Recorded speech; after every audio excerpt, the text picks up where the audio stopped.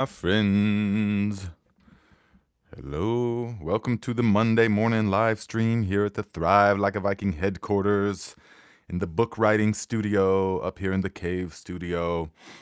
The sun is finally poking out of the clouds today, so that is going to give us some good lighting maybe. Sorry about it being so shaky, but I still haven't got the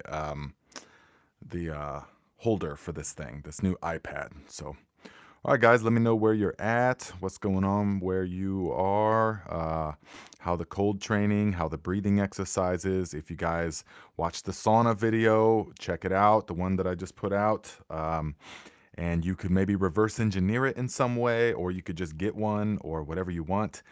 But it is the absolute game changer. Can't state it highly enough that having a real sauna is pretty awesome. So 8A Gardening and Clay, good to see you, my friend. Brian Airy says, good morning, Nate and Tribe. Much peace and blessings this beautiful day. Yes, it is. Kenny Green from Lodi, California. That's the Lodi that John Fogerty talks about in the song, right? I assume it's not Lodi, Ohio. Although, if it was, that was still, okay, so let's see here. Val, good morning from the chilly northern Arizona. Warmed up to 38 degrees. Yes, it's about that right here, here right now. And we got the cold training classes tonight, guys. So it's actually a really extremely mild winter. It's been very mild so far. I mean, I know technically it's not even winter yet, so I'm still holding my breath for a nice, severe January and February. But it really helps the classes, So we do sauna and ice bath, yes. And let's see, Creative Soil, hello, my friend. Good morning, Tribe, from Blessings from Oklahoma. Matthias said, had some snow this weekend, but snow melting already. Yes, in the Netherlands. Ursula Winners, good morning, everyone. Hello, my friend. Wonderful last name, Winners.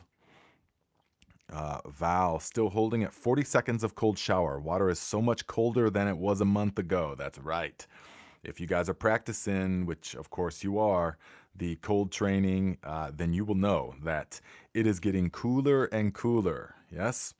So it's okay though. It's don't beat yourself up if you can only go however many seconds. Just try to push it, until it needs to be very, very uncomfortable, but not pushing it so far that it's dangerous, of course. But you actually can do, it feels dangerous as soon as you get in the cold water. It's like, oh, that's pushing it too far. But it's not. The body can actually adapt and can handle so much more than we think that it can, of course, until you start training the body and mind. And then you become amazed at how strong and resilient the body is and the mind. You become shocked. You think that, wow, this tub full of ice, I previously thought that this would have stopped my heart instantly. I would get in and it would stop my heart. But through the training, you show to yourself that that's not the case, and that it's actually the opposite is true. It's actually helping build the heart, helping build the vascular system, helping build the neurological muscle, which we call the willpower, which can be strengthened just like any other muscle. And so that is the real beauty of the cold training. And okay, yeah.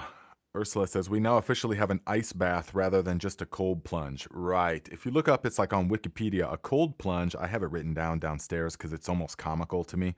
A cold plunge is like 59 to 69. That's a cold plunge. But to me, that's like a bath. But the an ice bath, technically, well, you'll have to look it up. Someone look it up and let me know, because I forget exactly what it was. But it was kind of ridiculous because ours is at 33 degrees, 34 degrees. And then when it gets really cold, I put like 2 or 3 cups of sea salt in it. And that lets it get even lower than freezing because it stays real slushy. So, yes. Aaron Johnson, hello, my friend. Susanna, good morning. Val says, my doctor was worried about my cold training. She said she's worried about shocking my heart. Yes, but see, almost all doctors have no knowledge of this kind of therapy and medicine whatsoever because it puts too many of the controls back in the hand of the individual. Yes. Now, because it eliminates so many, I mean, they're not taught any of this kind of stuff, this self healing kind of stuff in medical school or any of that. Even ones that are sort of, hip to more traditional type remedies and stuff, they still don't know about this type of powerful medicine. And so they think, oh, no, that will stop the heart because they don't understand. But so long as you're doing it systematically and using the gauge that, okay, go till it's very uncomfortable and then a little bit beyond, uh, uh, then you're good. You're good. Especially if you're just doing cold showers still, then there's absolutely nothing to worry about. Absolutely nothing. I mean, even then, only if people have like some really weak heart condition where they're already like have to structure their life around their weak heart, that would be the only time. Even the ice bath. I mean, I've done it with lots of people, and they all have success. It's a mental thing. Yeah. Your doctor should get into cold training. Hello, Nancy. Blessings. Yes, good to see you here. Gary Taproot, good morning, everyone. The breathing has my lungs feeling great. I am at the point where I am no longer timing the cold shower because it felt like I was just becoming about the time. Okay, yes. I believe I'm at around 4 minutes of cold shower. Wow. Okay, good. Good, guys. Yes, and Gary, that is a thing that can happen. Once you start timing it, then you put numbers to it, and then it's like, oh, well, now I gotta go further than that. I gotta go further. But it's not so much about that. So that's plenty of time in the cold shower, really. I mean, to get the health benefits, that's plenty of time. There's no need to go beyond that. Going beyond that would be a psychological exercise primarily. But when we do the ice bath, 2 minutes. 2 minutes. There's no need to go beyond that unless you want to cultivate. We've done 5 minutes, 4 and 5 minutes, but that's a different thing. That's cultivating the mental, marathon sort of mindset. But for all the health benefits, the cold shock proteins and the adrenaline dump and the epinephrine and the endocannabinoids, the whole system to spike all the hormones, 2 minutes in the ice bath is perfect.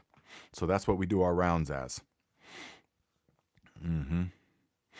Oh yeah, Susanna says Dr. Huberman has a very detailed 2-hour video on YouTube about cold training, cites research, etc.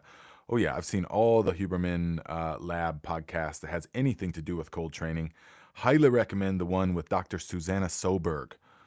She wrote this book, Winter Swimming, which if you guys are into cold training, I highly recommend getting her book. It's been translated into English and it's a very good read. It talks about the brown fat activation and why that's so important and why winter swimmers, which is cold trainers, uh, uh, have a higher amount of brown fat. And the brown fat is very important for us due to its ability to unlock energy, the mitochondria in the cells. It's very, very efficient at thermogenesis, which takes loads of calories. It's just a wonderful process. She explains it all. So I don't even try to pretend like I'm the expert on it because this is the real expert. So I'm an expert on how it feels and how to do it and what it's like. But she understands all the science behind it because she's a scientist. And so I would direct you to this book, definitely. But if you want the book to bulletproof the mindset, I mean, already, most of you are already reading the Wim Hof book. So these two books is going to get you going real well. If there's a cold trainer or if there's someone that's hesitant about it in your life, get them this book for Christmas. Yeah.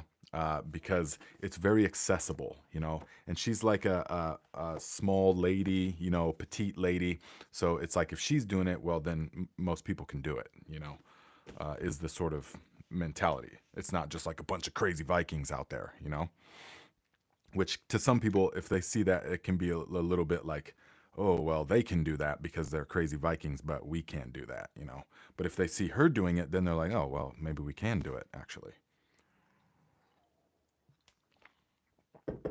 So, okay, guys, let's drop into a meditation here in just a moment. And we are going to Aaron Johnson says, so do you teach in-person cold training? Yes, definitely. Right now, the facilities are very small, so we can only take handfuls of people. But yes, the cold training and the breathing and the sauna therapy, it's all one, and that's what we do. So watch the video that I made just a couple of days ago, yesterday or the day before, about the sauna tent, and you will see the setup that we do, more or less. So, hello, Miss T. Good to see you here. Yes, strong positive energy. Yes, North Texas will get up to 70. Man, haven't got my tub, but do cold showers. Okay, good. Well, if it's getting up to 70, then you might not get that much cold exposure in the cold tub. So, okay, guys, let us spend a few minutes dropping into the meditation, okay? And if someone knows how easily, without me having to research it and stuff, can you tell me how can I download?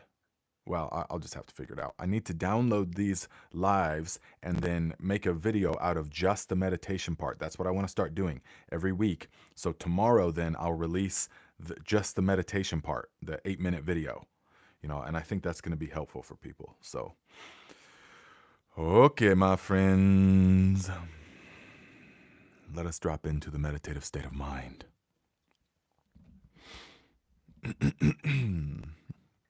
Let us take a few deep, conscious breaths together.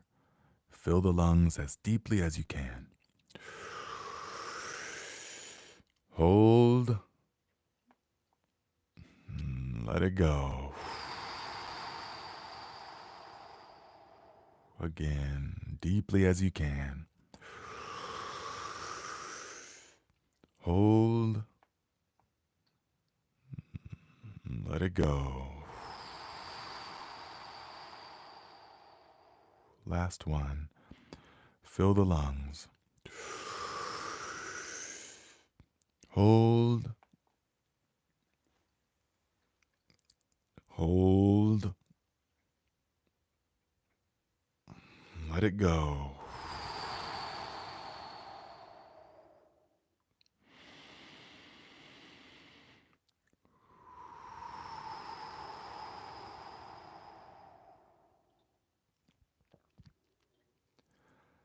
Now let the body breathe in whatever way it wants to breathe.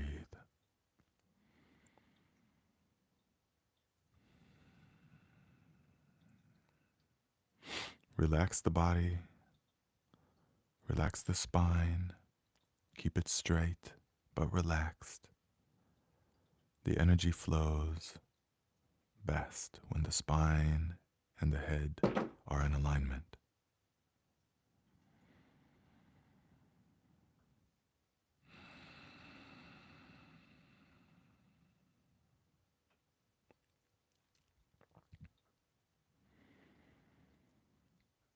With your eyes gently closed, bring your awareness to the sensation of air as it flows past your nostrils and into the body, and flows back out of the body. During this short meditation, there is no need to think of anything else. There is no need to plan for the future or to remember the past. There is no need to rehash old arguments. None of that is real right now. So just put it on the shelf.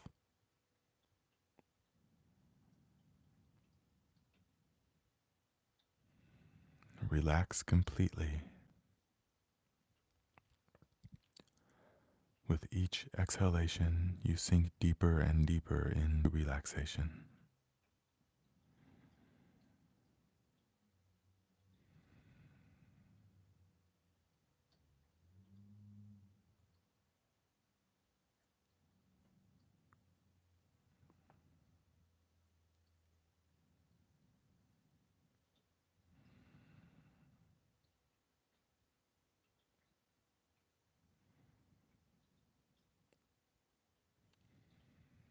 the mind will try to wander away,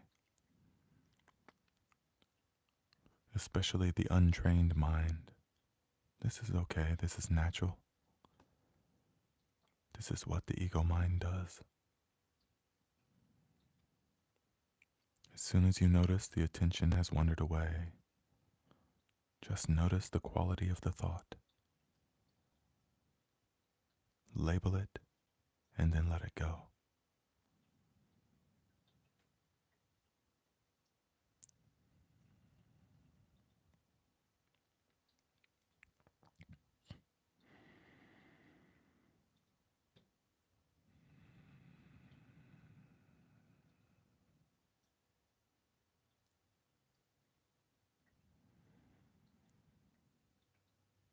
If you find that the mind has wandered into remembering something about the past, notice it and say to yourself in your mind, remembering mind.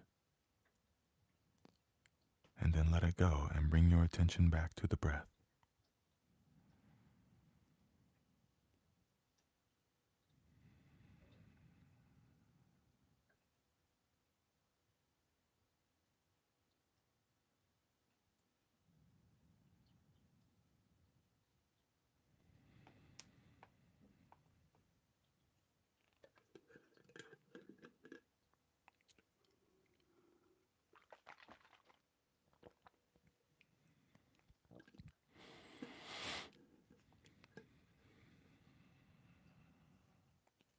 If you find that the mind has wandered into planning for the future, notice all the qualities of it, and then let it go. You say, planning mind, anticipating mind, and then let it go and bring the attention back to the breath.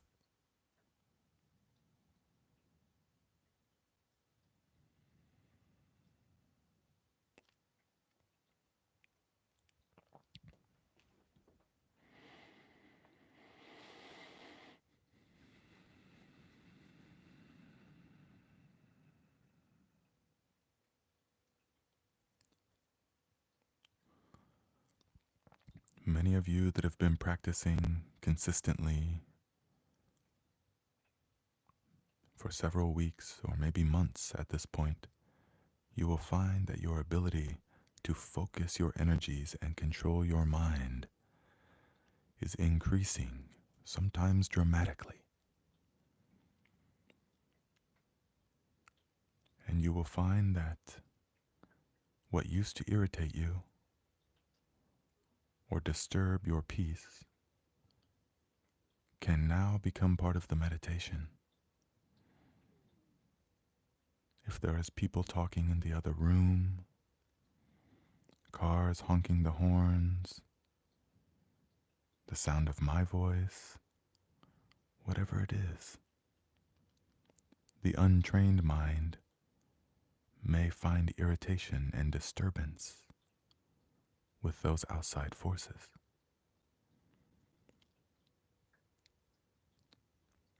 If you still find irritation, this is perfectly natural. Just notice it, label it, and let it go. Say, irritated mind, or frustrated mind, and then let it go. It doesn't matter the quality of the thought. Just observe and let it go.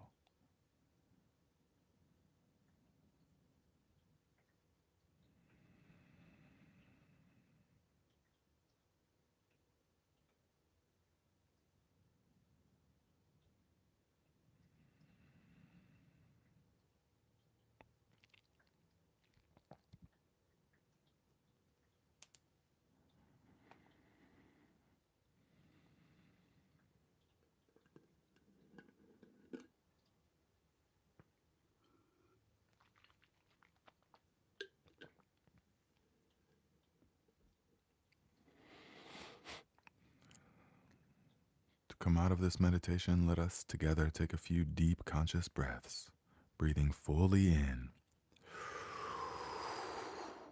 Hold Let it go.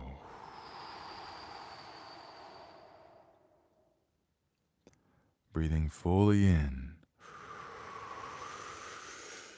Hold. Let it go. Last one. Fill the lungs. Hold. Hold. And let it go.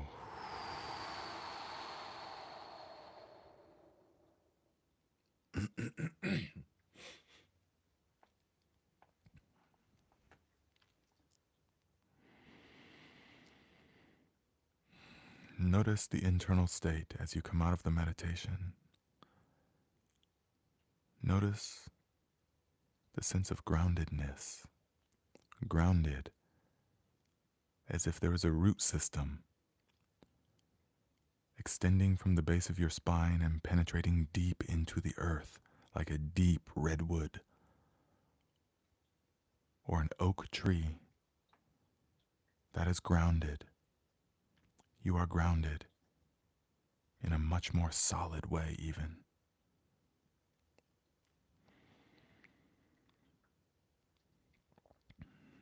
You are like the oak tree, grounded in presence, in awareness, in the now, in peace.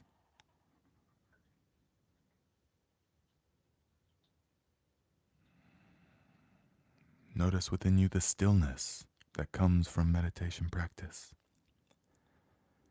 Stillness like a clear mountain lake early in the morning.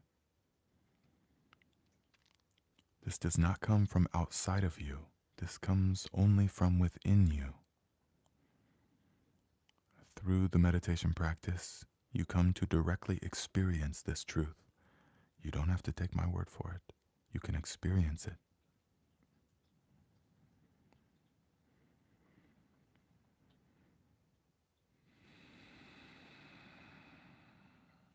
The more you practice this, the more you will notice that when you open your eyes, nothing actually changes.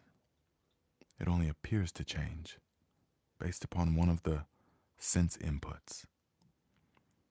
The peace and the stillness and the groundedness, it is actually always there because that is your true nature.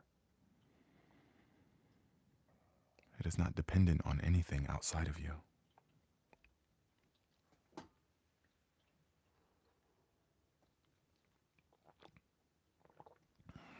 Okay, my friends. So, here in just a minute, we're going to get into the topic today. So, the topic of today is you are not the you that you think you are. Now, what does that really mean? That sounds kind of silly. But we're going to just examine that just for a minute. So, this is very, very useful because in our day-to-day life, we assume so many things. We assume so many things. When somebody asks you, if I were to ask you right now, what are you? Or who are you? Or where are you? All of these, the answer would come immediately. Well, I'm me. I'm here. I mean, what do you mean? I'm me. And we just have this sense of me. But what does that really mean?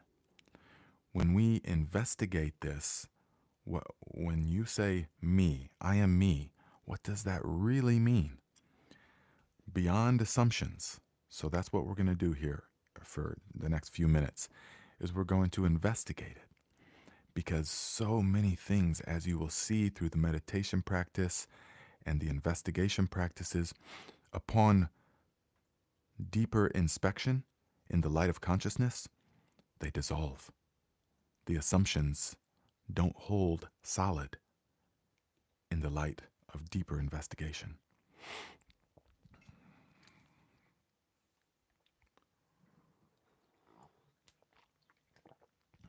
So when I say, when you say me, I am me. Okay, what does that really mean?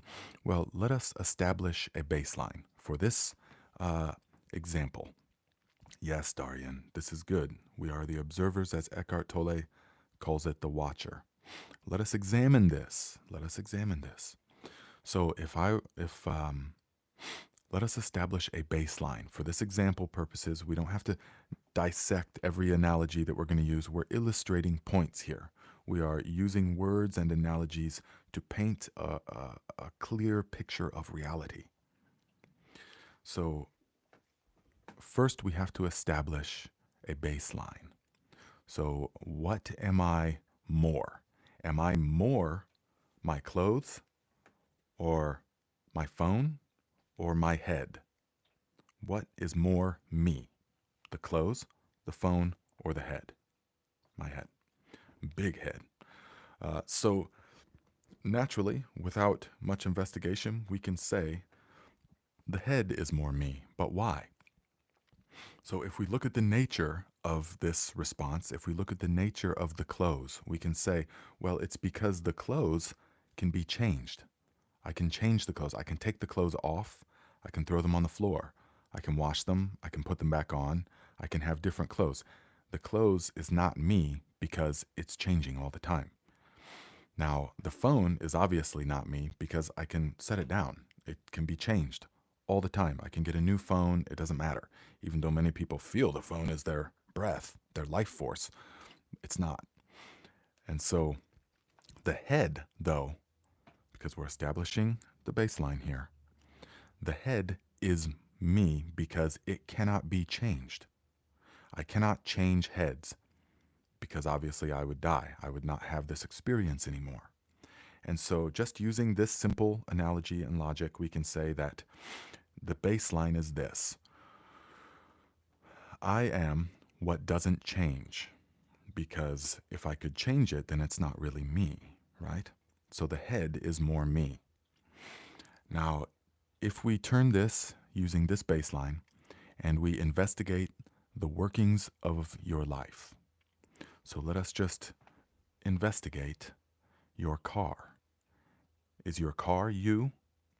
Obviously not, because you can change it. It's totally irrelevant to your sustenance, the car. Now we know this. We say it's my car. We don't say car wants to go here or I car. We say it's my car. It's something that I have. Okay, this type of thing is very obvious that that's not what we are. But now a lot of people will think that I am my beliefs.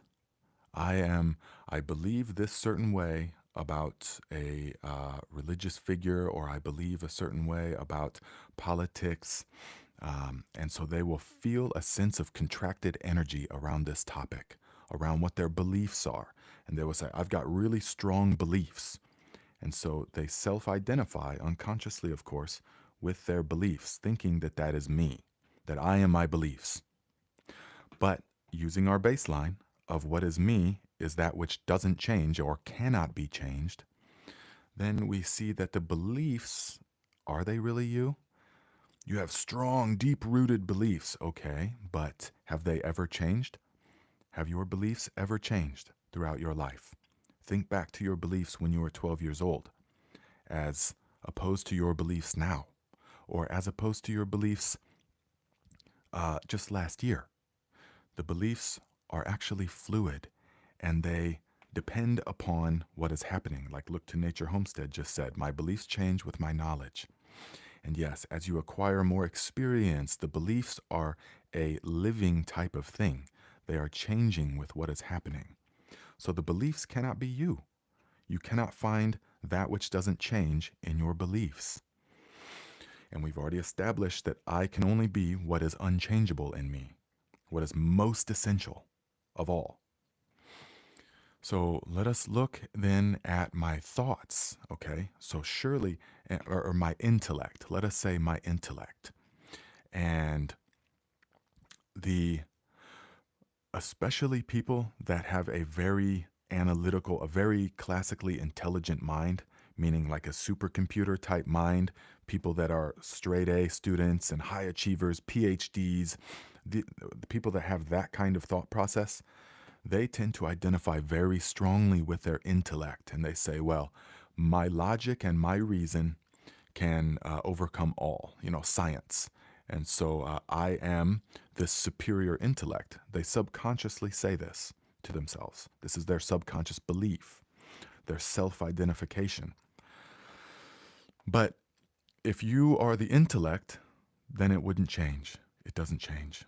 But we can see easily that people's ability to interpret information can change, does change throughout the life. Think about when you're real sharp in your 20s and 30s and 40s and 50s, and you're sharp and with it and clear. And then the 70s and 80s come, and then things are not quite so clear, and not quite so sharp for everyone. And then older age comes, and perhaps all of your mental faculties have gone. Perhaps you have some kind of disease, something, and they're gone. But you are still there. You are still there. So what is it that we're calling you? Now,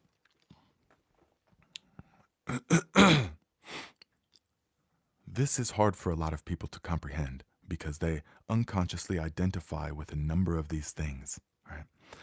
And so they say, well, because they're just assumptions. Remember, we just assume that I am a combination of all these things. But where is it? Where are you exactly? You have to investigate deeper. Okay, so you say, okay, well, I am obviously, I am this flesh and blood.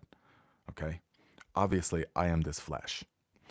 But of course, we know that the body is always changing. It is growing, it is aging, it is adapting. Now, even the brain, all of it, is constantly changing. So, although we think we self identify and say, well, I am this body and this brain, but it is changing all the time. Not only, and we can look at this on every level.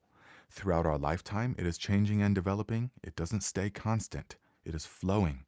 We can also look at it on a several month basis, and the cells within the brain and within the tissues of the body all die off and are reborn in a constant cycle. The cells don't live, you do not have the same cells that you had when you were 10 years old. Every single cell in the body is born again, is reincarnated.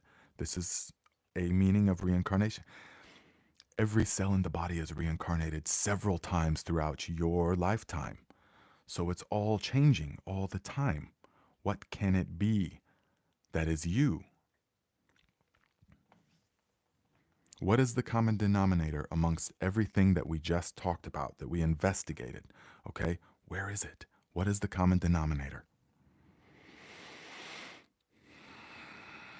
Yes, Miss T says, yes, my beliefs changed as my wisdom, knowledge, and understanding grew. Yes, Matthias already said, okay, perhaps we can say that me is not found in the physical molecules because they will be replaced every 7 years, fall apart eventually. Yes, this is absolutely true. But so what is the common denominator? Now, if we had a magical mirror, okay, this is a theory, or this is a analogy. If we had a magical mirror that you could stare in for 30 years, now what would happen during that 30 years? You'd be staring in the mirror and everything around you would be changing. Dust and birds, maybe things would fall down and grow again. Plants would grow again and everything would change. The seasons would change. Okay, this mirror is out in a field. This magic mirror, you're standing out in a field looking in this magic mirror for 30 years. And all the seasons are changing behind you day and night. Everything is changing. Your body is getting old. Your hair grows. The gravity effects on the skin, everything in this magic mirror. Everything has changed in those 30 years, yet you are still there. There's a sense of continuity between all of those changing experiences. The cells in the body have changed multiple times. The beliefs have totally come and gone. Everything's come and gone and changed. But what is the common denominator? Even the breath. Even the breath is in a constant flow of change. Yes, Ursula says the easiest common theme for me is that we need breath through each step. The breath, very important, yes, but it is the ultimate that is flowing, always changing. The breath is a perfect analogy of life because you can try as hard as you can to hold on to the breath. Try as hard as you can, but eventually you have to let go. And it's the same with this organism. So, among all those things, 30 years in the magical mirror, everything has changed. The seasons have changed. You've grown and aged and and all of this. Now, you are still looking in the mirror. We can say without any doubt that, well, yeah, it's still me looking in the mirror. But what is it that we're talking about when we say that? Okay, we're getting some good answers. Breath. Look to Nature says, is there truly a constant? This is a fantastic question. Is there?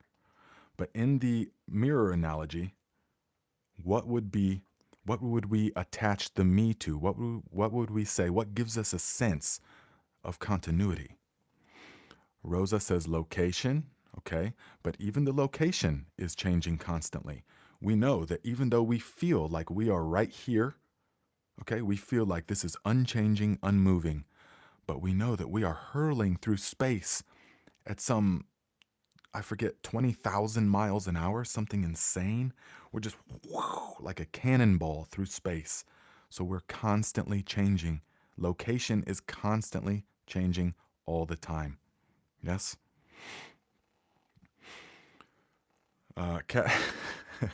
Kathy says, common denominator is the mirror.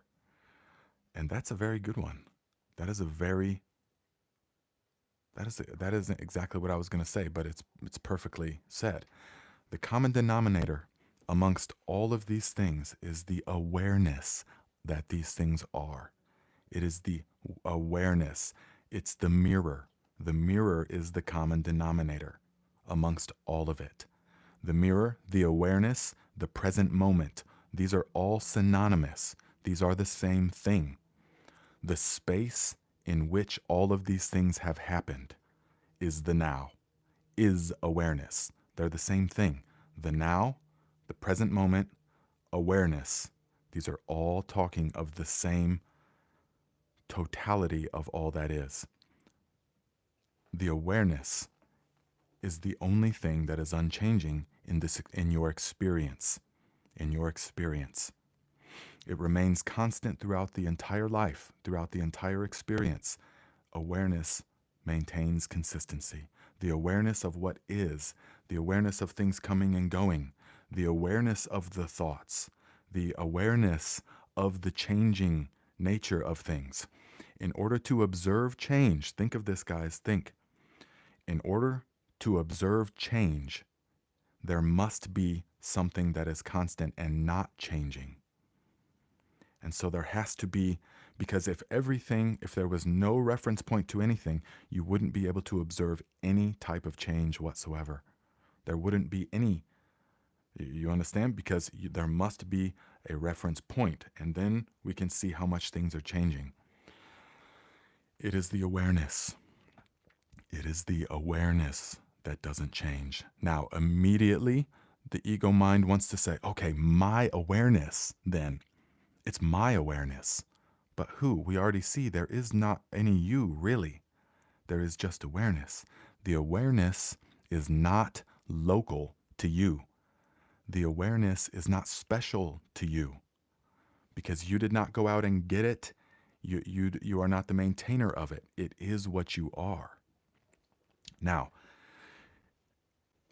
as an analogy to understand the non-local nature of the awareness, because the ego mind it says, oh, this is getting shaky. This doesn't make any sense. I need to grab onto something because obviously I exist. But do you really?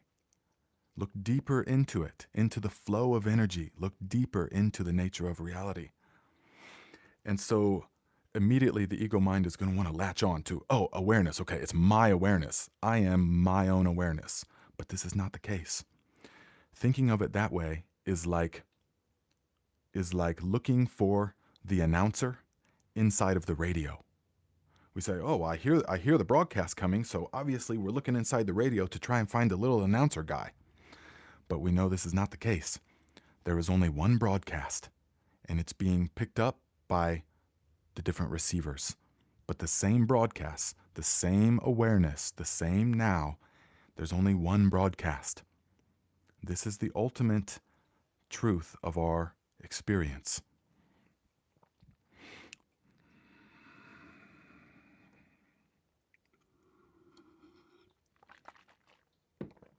Yes, Matias says you must observe from somewhere. Yes, and we can look deeper into that as well. When we think, okay, of your experience, all of your experience, where does it take place? Where does it take place? When and where does your experience take place? We're talking about it's easy to look directly at your firsthand experience. And many people, this gets a little bit deep, but when you investigate, it all falls apart. Time and space. When will you experience a place that is not here? When will you experience a place that is not here? In our conceptual mind, we think that there is time and space, that there's a world out there, and that I can move through space. And we have all kinds of scientific things to look at it and everything. The ancients knew very well that this is an illusion. You will never experience a place called there. You can conceptualize about over there, but your experience of it will never be of there. It will always only be here. And what appears to be separate little increments along the way will all be here as well. So look, I'm going to experience over there, okay? But it's here, it's here, it's here, it's here. Every movement along the way is all here. Likewise, the time and space is the illusion. And so likewise, when we say, I'm going to experience the future, do you experience the future? How can you experience the future? Okay, leave the present moment, go into the future and experience it then. You cannot, because even if you had some magic machine, it would still just be the new present moment. It would still always be the now. There's only one place and time that anything can be experienced, and that is here and now. And you can investigate it deeply, work it out as many times as you can. You cannot escape the here and now. Your experience will only unfold in the one eternal moment. It's not moving anywhere. It's not coming or going. It is the totality of everything that is. And this is your true nature. So that's what I wanted to say today. Kathy says, I'm going to get my future cup of coffee. Be right back. Exactly. And every step along the way, where are you going to be? You're going to be here. And it's going to unfold now. The only thing that we can have is a concept of a future cup of coffee over there at the other side of the room. But your actual experience will never confirm that. Your actual experience will always confirm that you cannot leave here and now. Try and reference it throughout this week. Come and think, okay, can I experience over there? Okay, let me experience over there. Let me leave the experience of here and go over there. You can't do it. You're trapped. And not trapped, but it's not you being trapped in the here and now. It's that the here and now is all one with the mind and the experience in this dreamlike reality that we have. Very much dreamlike reality. The qualities of this reality are very much like a dream.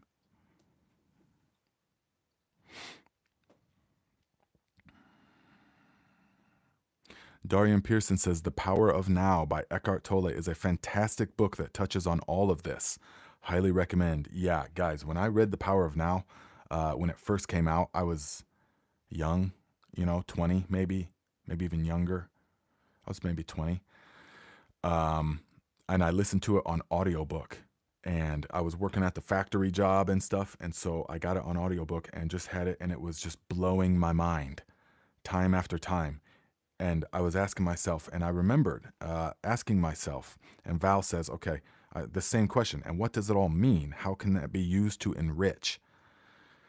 That's that's something that can't be said, that can't be told. It's in the experience of the here and now that everything becomes crystal clear. Everything becomes crystal clear. And there's no more question of any kind. And I remember the first glimpses that I had of this were listening to The Power of Now on audiobook 20 years ago.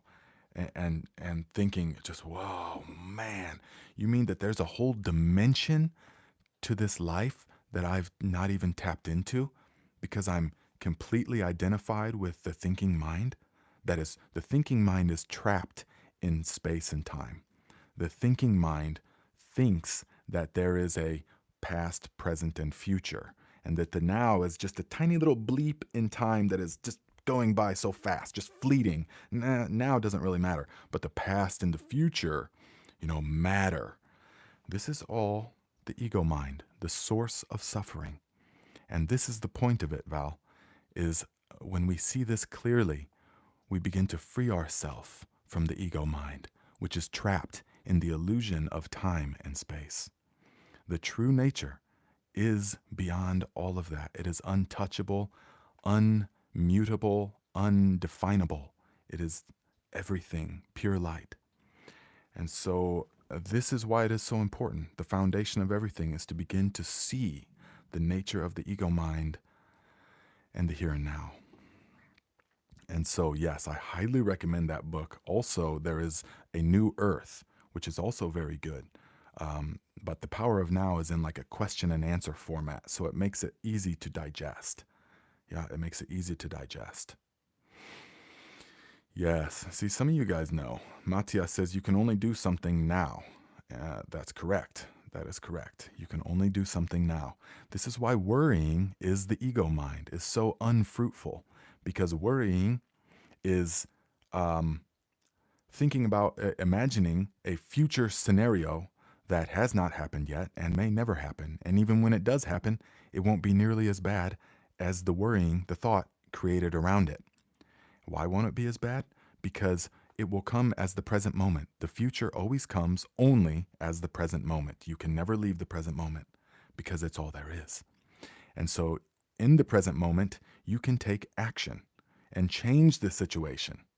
Whereas when we're worrying about something, it hasn't come yet. The future hasn't come. You can never take action in the future.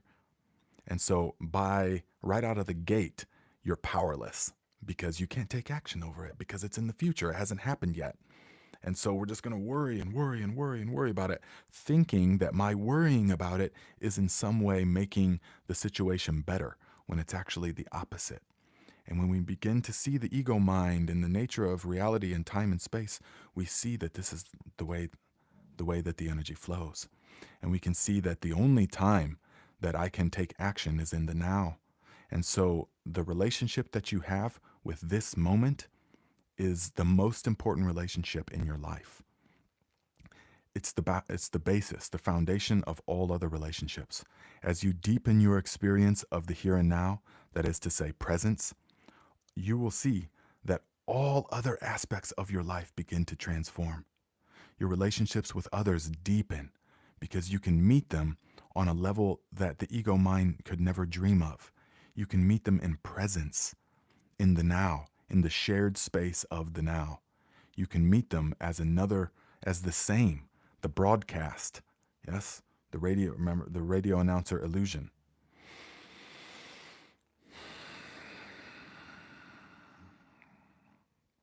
Oh, hanging with Jenny. What's up, my friend? Says, it is used in a way that suffering lessens with the knowledge that the now is all that is true. No more projecting worry, no more connecting to the past, which our mind wants to continuously access. Yes, absolutely. Absolutely. And we begin to see, as we connect more and deeper with the now, then we begin to see how much of our worrying and our suffering is self-inflicted, and how much we're almost addicted to it, how much we are compulsively and repetitively thinking purposely about the future. And we just, that feeling of loss of control and of what might happen and all of this, we're so used to having a death grip on that because we think that we have control over it. This is all in the ego mind. All in the ego mind, which is to say the mind that is stuck in space and time. In the now, it doesn't exist. It doesn't exist. And the ego knows this. And so it wants to do anything it can to pull you out of the now. That's very important for the ego. It says the now, no, there's nothing here. And the now's boring. The now is just crickets, cricket, cricket, nothing's happening. But it's the past and the future that is important. But this is not the ultimate nature of reality because the ego mind doesn't exist, my friends. It's absolute freedom. That's what you are.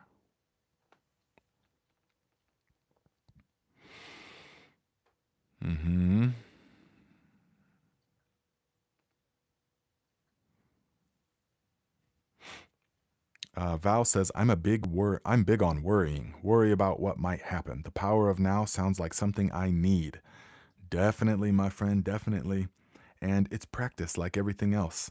Just like all the other practices that we are doing, the meditation practice in the way that we're practicing it is bringing you into the now more and more. So the meditation practice, the purpose of our type of meditations here is not to see how many breaths we can go. Oh, I can go 50 breaths without losing focus. Well, okay, that's good. That's great. And that's a side effect. But what it's actually doing to the mind is waking up from the dream of thought and coming into the here and now. And that is what the magic of the meditation does, is it allows us to wake up into the here and now, where we can perceive reality not through the fog of the past and present, but through the reality of the now. That is where we get that is where we connect with the heart energy that guides us. That is where infinite spirit guides us. Infinite wisdom tells us what to do and what to say. That is all happening in the now. That is the now. So we can trust our gut impulses. We can trust the heart energy when we are connected with this much deeper base of reality. Aaron Johnson said, just ordered it on Audible. Nice. That is good for you. You're going to love it. Ursula says, I choose to see all my impulses as informing my present choices. Some I choose to devote my awareness to, and others I choose to let have expression in art. None of my feelings are wrong or useless. Yes, exactly what we're saying here. Matthias says, I think I want to read The Philosophy of Freedom from Rudolf Steiner. Maybe it's a good book. I have not had exposure to that. Let us know how it goes. Guys, I think all of you guys are in the Discord chat, right? Definitely. We want to be in the Discord, okay? And share our thoughts, our experiences, all of this. So, it'd be really great. I mean, The Power of Now, now that we're talking about it, is such a great book. It's maybe we should do like a, I don't know, read it together, and then we could talk about it. Break it up into like 10 sections or something, or 5 sections, and then maybe talk about it. What do you guys think about that? Val says, I'm reading The Biology of Belief, and at this point of the book, I feel like I'm in class and actually learning something. Lipton is a great teacher. Absolutely, Bruce Lipton is a great teacher. He makes it fun, exciting, and puts it in layman's terms. The Biology of Belief, guys. And it's all illustrating the same point. Any book that you guys see here, it's all directing to the same principles. It's all painting the same picture. Even things like Winter Swimming and the Wim Hof book and The Science of Mind by Ernest Holmes and the As a Man Thinketh and Biology of Belief, all of these are, it's all about awakening. Everything is focused on awakening from the dream of form, the dream of thought, the dream of the thinker, and realizing the whole different element to life that is not on the plane of time and space, but it is the container within which everything can happen. Kenny Green says, Lipton is deep. That book is like college level. Just finished it. Really? You think it's college level? Well, that's good. That's good. Yeah, I think it's just wonderful. Yeah, you guys should all read it. Muddy Paws says, group read, Eckhart Tolle. Yes. Okay, you guys are feeling it. So Darian says, yes, please. Would love to read it with everyone. Haven't read it in a couple years. It's always great to revisit. Okay, well, I think that we should do that. So, and then we could discuss it. I mean, because if it really is like if you understand the now, then that is that is awaken. That is everything that we are doing here.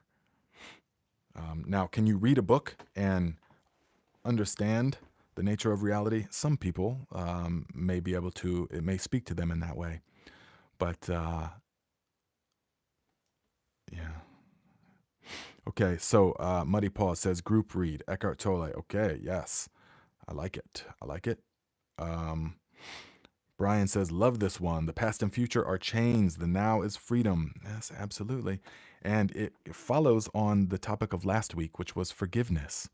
And when we begin to awaken from the dream of thought and time and space and this, and we come into the totality of all that is, to the now, we are then able to be there for a person in a way that is unlike ever before, because we're not carrying with us all the past and the judgments and the wants and needs of the future and all of that stuff. We are present, whole and complete, presently.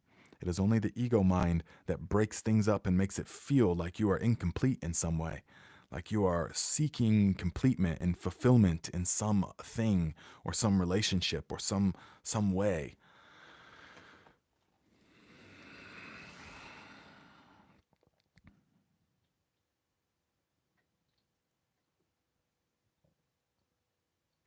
Yes, yes, yes. Creative Soil says Adam and Eve left the Garden of Eden. When they left, the now.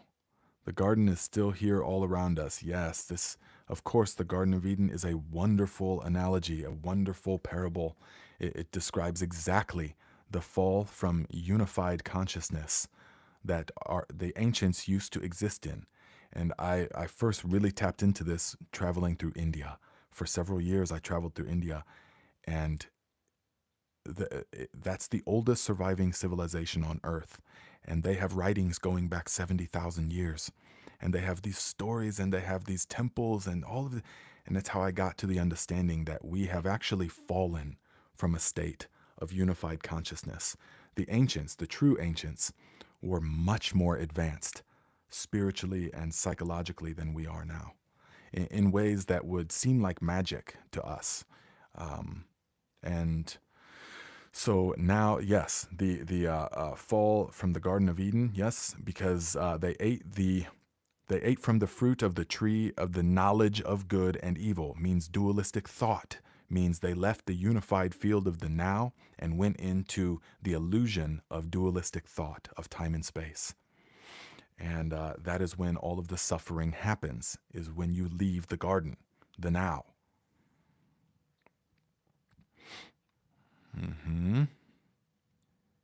Kenny Green says, there is the Power of Now workbook. It's separate and great. Well, I've never even heard of that. I'll have to look into that. So yeah, guys, get you a copy of the Power of Now in some way, and I will figure out how we're gonna go about doing it. But I think that would be a great way. Aaron Johnson thinks so too. Ms. T says, the power of now. Sometimes I feel like my brain goes blank and I need to turn it back on. It's like a form of tuning out. Yes, yes, a form of tuning out. Yes, it can be. Of course, of course, what we are talking about with the power of now is not an escape. It's the opposite of an escape, which I'm sure you know. But it is the embracing of the reality of what is. Nancy says, thank you for your take on the Garden of Eden. Yes, you're very welcome. And yeah, I can give a take on any of those kind of things because personally, I view them as wonderful teaching devices, wonderful parables, wonderful analogies, things that the way that people used to convey the deepest natures of reality, the deepest lessons, they would form them in parables because the human mind, and the ancients knew this very well, the human mind stores information as images, not as words. You might think that it stores it as words, but at its depth, the information is stored as images. And so they would create wonderfully ornate stories that would paint a deep picture in the mind of the young people of the next generation to illustrate these deeper truths, because that is how it gets to them, is create a picture, a story in the mind. And so we have something like there was this beautiful Garden of Eden where nobody wanted for anything. It was paradise. But when they ate from the tree of the knowledge of good and evil, which is to say, they became possessed by dualistic thought, the sense of me, the ego mind. This is essentially what the ego mind is. It's to saying, when they ate from that tree, then they fell into a state of suffering and sin. Yes, because they left the now. And so these are wonderful teaching instruments, and they have been for millennia. So, yes, that is. Let's see, someone says something about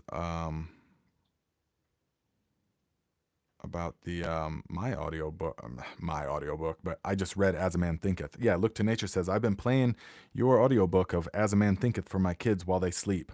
That is wonderful. That's wonderful to hear. When I was making that, like several years ago, I made that before I even started the gardening channel or any of that other stuff. Uh, I made that thinking exactly that someday someone's going to play this for their kids while it's sleeping, or they're going to play it for themselves while they're sleeping. Because that is when the mind becomes so receptive to suggestions. So you have to be very careful. The worst thing you could possibly do is fall asleep with the television on or the radio. The worst thing you can do for your subconscious, because in that transition period, you are wide open. And so that is why that's the ideal time to implant what you want in there, not what advertisers want in there.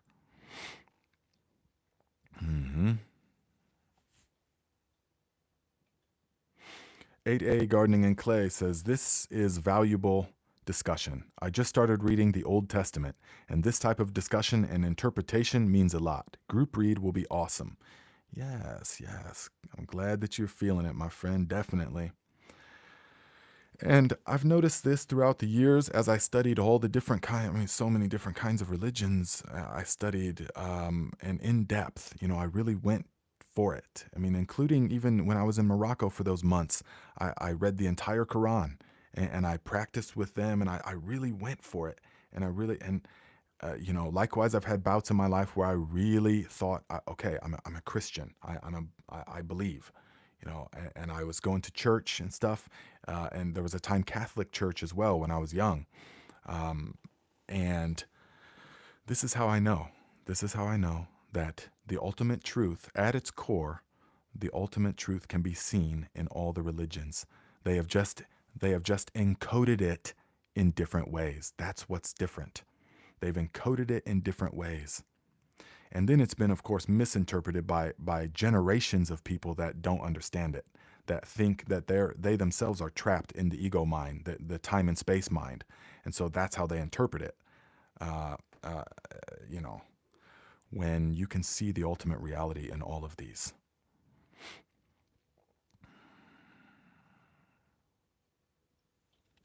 Yeah, Ursula says, being trapped by the here and now also suggests being surrounded. You can't ever leave the embrace of the present moment. It's a gift. Absolutely. This is well said. Yeah, try. You can try and leave. And this is what drove my actions for so many years. Which only now I can see this, though, is that all those years, if you watch the addiction special we talked about, when I got myself into this real bad states of mind with chemicals and stuff, it was all being driven by this just deep need to be free. I just wanted to be free. But I didn't understand. I couldn't put a finger on it. Free of what? You have a wonderful life. You do whatever you want. You've been traveling the world. And now you're working on these farms, which is just everything you've always wanted. Still, I wasn't free. And there was like this, I just needed to be free. But only looking back can I even see now that I had to become free of the ego mind. It was the only way. It was driving all of my actions. And it drove me to a form of death. Yeah, it's wonderful. Because I thought I have to get out. I have to get out of here. Out of what? I didn't know. But then I came to the realization that there is no way out. But there's always a way through. Always. Yes, yes, yes, yes. Yes. So, yes, you're welcome. Thank to nature. Yes, definitely. Muddy Paws says, does my heart good to find like-minded people? Gratitude. Yes, definitely. Graham, hello, my friend, says, hi, Nate. Most people are trapped in a prison of their own minds because of their beliefs, and they won't listen to a word you say because they're too distracted. This is absolutely true. This is absolutely true. So I don't know if you watched the whole thing, Graham, but maybe go back and watch the beginning part about the ego mind and all of that. And definitely, they are absolutely, and what it means to be identified with that is that that's where you derive your sense of self. That sense, that assumption, the sense of self can be the assumption that we talked about earlier. Well, I'm me. Well, but what is that really? Well, if you investigate it and don't just assume that there is a you, and you're open to the nature of reality, the possibility that there isn't really a you like you think that there is. There's a much greater you, if you want to call it that, but it's not local or special to you. It's the one ultimate broadcast. Yes. So most people are so identified with the nonstop stream of thoughts that they think that that's what they are. Just on to the next thought, the next feeling, the next emotion, the next experience, the next thought, the next boom. Whatever comes across the canvas, they're totally trapped in it. They can't separate it and feel the silence, the ultimate silence, the void, the emptiness, which from the state of the ego mind is a horrible thing. The abyss. So many spiritual seekers that I've seen, they get right to the edge of the abyss and they look over and they fear, oh my, there's no ground there. There's nothing there. There's nowhere to orient myself. And so they run full speed the other way and they form an even tighter ego identity as this new spiritual person, maybe, with all the accoutrements and all the signifiers that I'm spiritual and enlightened, or they run the other way because the abyss terrifies the ego mind because it doesn't exist. But when you take that step consciously, you step out into the abyss, then you find that what was before an emptiness now becomes the ultimate fullness, a fullness beyond belief. And I'm talking, do you guys know after a good meal when you're just full and you're satisfied and it's like, oh, enough. Everything is perfect. Everything is just, I don't need anything else. This is a fullness, except stepping out into the abyss embraces you in the divine fullness, which is 1,000,000,000 times greater than the fullness from the meal. So, yeah, I say go for it, guys. Step out into the abyss. Okay. So, okay, guys. Well, this has been a very good talk. I have really much enjoyed this time with you guys. So if you're watching it after the fact, leave us your thoughts in the comments. Leave us any kind of questions that you might have. We'll see if we can talk about them. Get you a copy of The Power of Now, either the audio book or the actual book. I suggest the actual book, of course.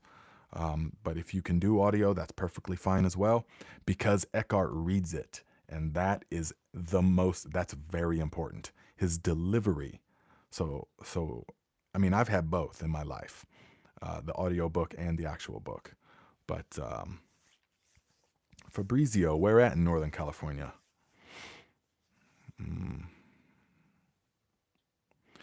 Nancy says, I was observing you as being very satisfied today. Interesting you said that. Yes, very observant, my friend. You are very observant. I've noticed a number of times you've said things that have been very accurate.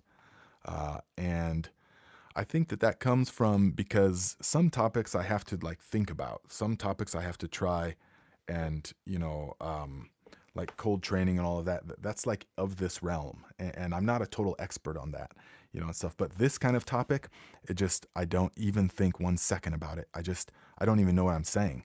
I'm just saying it. So I don't even know. just, and so it just feels really good. So that's why, because there's no thought process going on right now. It's just a flow. I think that's why I love this kind of topic, when it can open up, and flow with all you guys. So, okay, guys. Brian says, I am so glad that I found your other channel and it led me here. I feel the awakening. Give a second chance. Much peace and blessings. Yes, my friend, this is what it's all about. You feel the awakening. You feel the awakening. Embrace it, my friends. Seek it. If you still feel the energy that there is something that is you need to find, seek it. You will find it. Yes. Yeah, Look to Nature says, pun intended, but this stream really flowed. Blessings to you all now and the future nows. Okay, which is, of course, another play on words because there is only this now. When is the dividing line between this now and the next now? This moment and the next moment? When is the dividing line? How many moments has there been since this broadcast began? You can come up with all kinds of arbitrary moments. Well, the seconds, well, that's totally arbitrary. Or someone said the heartbeats, that's also totally arbitrary. I mean, everything is totally made up. There is no distinction between one moment and the next. It's the same moment your whole life. You will die. You are born and die in the same moment. Because you're never really born in that sense. It's amazing freedom.